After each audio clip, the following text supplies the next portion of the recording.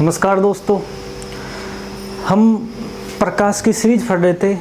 प्रकाश के चैप्टर में हमने 2-3 प्रकाश की घटनाओं के बारे में अध्ययन कर चुके थे और आज मैं जो आपको हेडिंग दिख रही होगी प्रकाश का पूर्ण आंतरिक परावर्तन के बारे में क्या करेंगे, अध्ययन करेंगे। देखिए दोस्तों, जो प्रकाश की घटनाएं हैं उनसे हमारे क्वेश्चन आते हैं। जो प्रकाश की 7 या 8 घटनाएं हैं उन घटनाओं से क्या आते हैं, क्वेश्चन आते हैं हमारे पास। जो इनके उदाहरण होते हैं उनसे क्वेश्चन आते हैं हमारे पास। तो प्रकाश की जितनी भी घटनाएं हैं इनके उदाहरणों को आपको अच्छे से समझना है, तो इनसे हमें एक क्वेश्चन मिल जाएगा। अब बात करते हैं प्रकाश का पूर्ण आंतरिक परावर्तन क्या होता है। देखिए दोस्तों,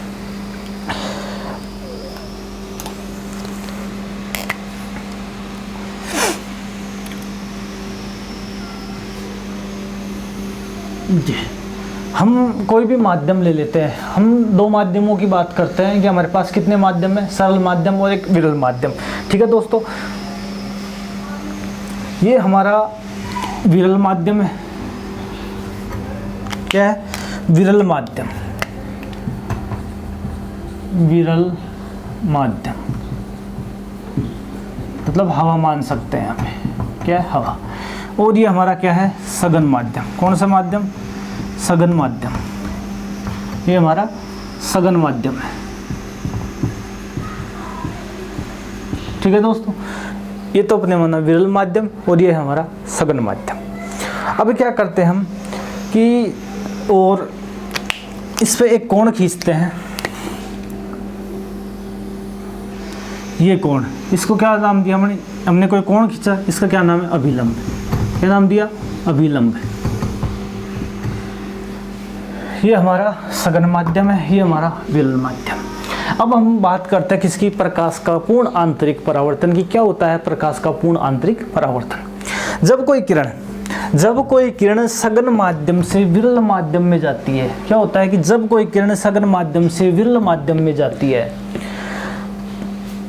तो प्रकाश की किरणों क्या है? वेग बढ़ जाता है। प्रकाश की किरणों का वेग बढ़ने के साथ साथ वो अभिलंब से क्या हो जाती है? अभिलंब से क्या हो जाती है? दूर हो जाती है। क्या हो जाती है? अभिलंब से दूर हो जाती है। और एक ऐसी स्थिति आती है जब जो प्रकाश की किरणें हैं, परावर्तित आपतित किरण और परावर्तित किरण दोनों बीच में एक 90 डिग्री का कोण बना लेती हैं।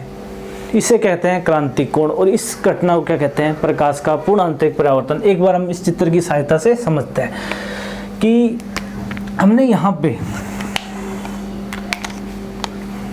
देखिएगा,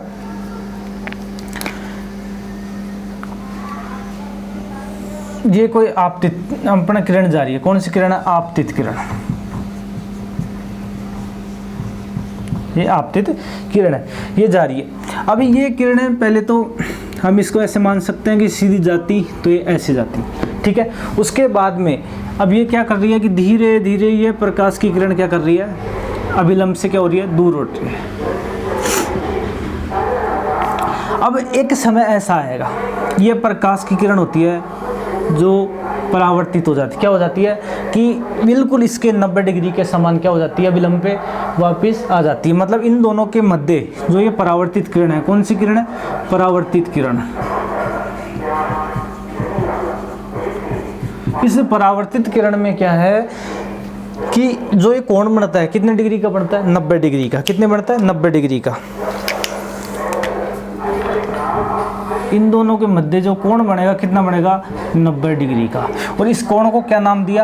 क्रांतिक कोण। क्या नाम दिया? क्रांतिक कोण। क्या नाम दिया? क्रांतिक कोण। ठीक है दोस्तों, या क्रांतिक कोण। ठीक है, देखिए जो प्रकाश का पूर्ण आंतरिक परावर्तन क्या होता है, इसकी परिभाषा लिखता हूँ मैं यहाँ पे कि ये हमारा कौन सा माध्यम था? विरल माध्यम। जब कोई प्रकाश की किरण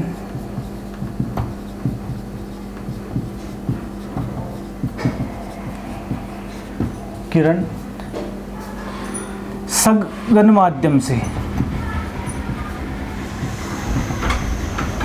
विरल माध्यम में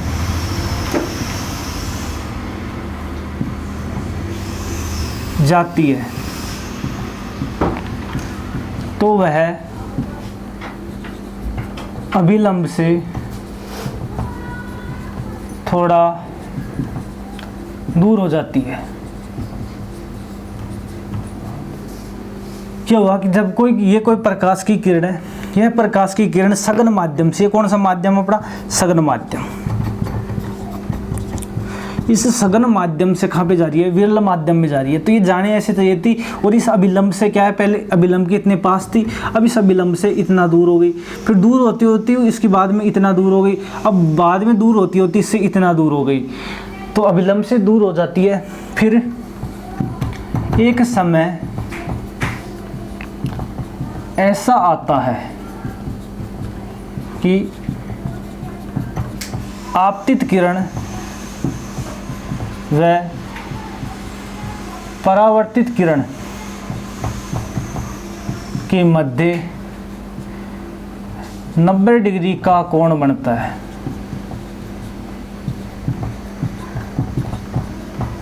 इसे क्रांतिक कोण कहते हैं।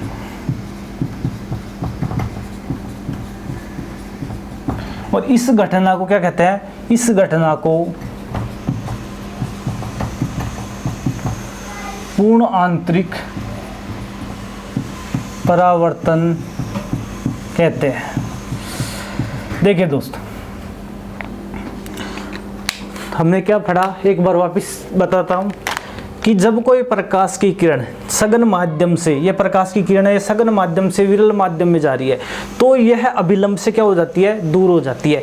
और एक स्थिति ऐसी आती है कि यह अभिलंब से दूर होते हुए यह एक 90 डिग्री का कोण बना लेती है। मतलब आपतित किरण और परावर्तित किरण के मध्य कितने डिग्री का कोण बन जाता है, 90 डिग्री का।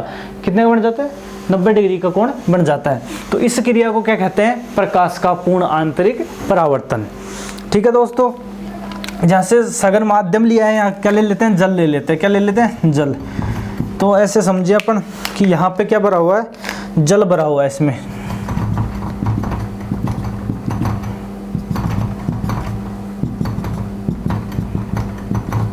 इसमें इस प्रकार से क्या भरा हुआ है, जल भरा हुआ है।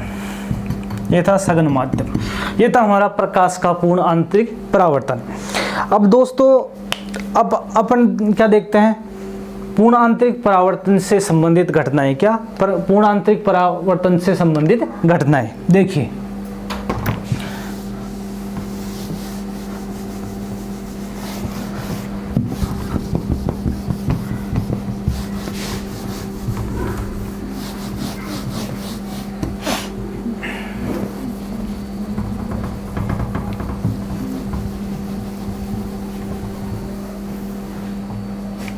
यहाँ से एक नंबर का क्वेश्चन पूछा जाता है अपने, जो प्रकाश के परावर्तन से संबंधित घटनाएं हैं। पूर्ण आंतरिक परावर्तन से संबंधित घटनाएं। पहली देखते हैं हम, हीरे का चमकना। हीरे का चमकना, क्वेश्चन आ जाए कि जो हीरा चमकता है वह किस कारण से चमकता है, तो क्या आंसर होगा हमारा कि जो हीरा होता है जो पूर्ण आंतरिक परावर्तन के कारण चमकता है। दूसरा देखेंगे अपन, तो दूसरा है जो विद्युत बल्ब हो गया। विद्युत बल्ब जैसे एलईडी हो गई अपनी, या सीएफएल हो गई, या ट्यूबलाइट हो गई, या अपन ऐसे कह सकते हैं जो कांच के टुकड़े हैं, वो किसके कारण चमकते हैं, ये पूर्ण आंतरिक परावर्तन के कारण। किसके कारण, पूर्ण आंतरिक परावर्तन के कारण। अब हम देखते हैं दोस्तों तीसरी बात। तीसरा होता है कि एक उदाहरण आता है मृग मरीचिका। मृग मरीचिका, ये वर्ड, ये क्या होता है, देखिए मृग मरीचिका होता है कि जब रेगिस्तान में या ऐसा क्षेत्र जहाँ पे अपन क्या करते हैं कि जैसे रेगिस्तान होता है, रेगिस्तान में क्या होता है कि जो पूर्ण आंतरिक परावर्तन के कारण क्या है कि हमें क्या होता है, थोड़ी सा अपने से थोड़ी सी दूर क्या दिखाई देता है, जल दिखाई देता है। क्या दिखाई देता है, जल दिखाई देता है। तो लेकिन वह वहाँ पर जल नहीं होता है,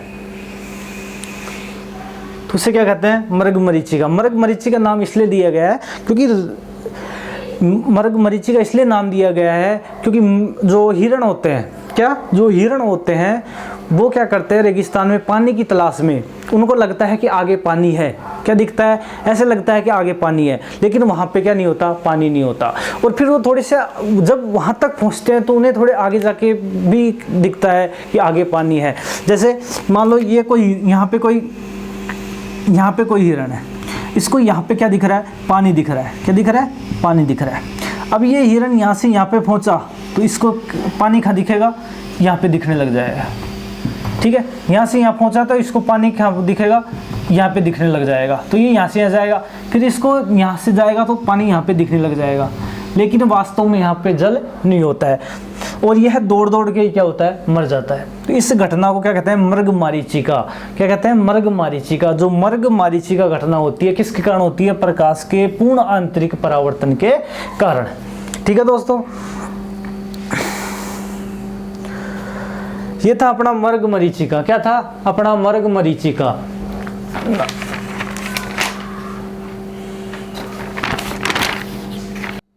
एक दोस्तों एक घटनाएं और होती है प्रकाश तंतु। क्या, प्रकाश तंतु।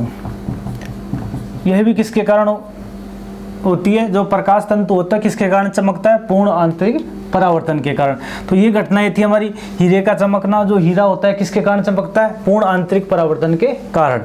और जो विद्युत बल्ब हो गए, एलईडी होगी, सीएफएल ट्यूबलाइट होगी और कांच के टुकड़े हो गए, ये भी किसके कारण होते हैं, किसके कारण चमकते हैं, पूर्ण आंतरिक परावर्तन के कारण।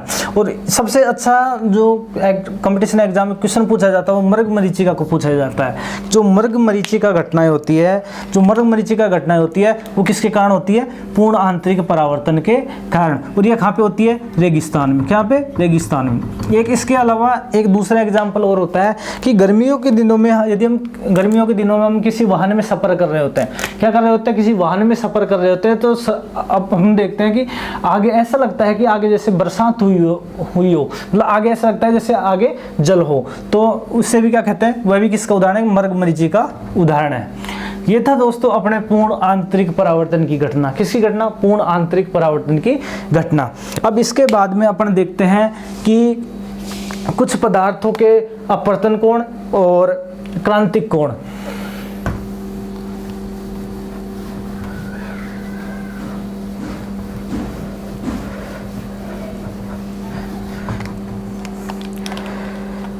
जैसे अपन ने कोई पदार्थ लिया और उस पदार्थ और यहाँ क्या लिखा, उसका अपवर्तनांक,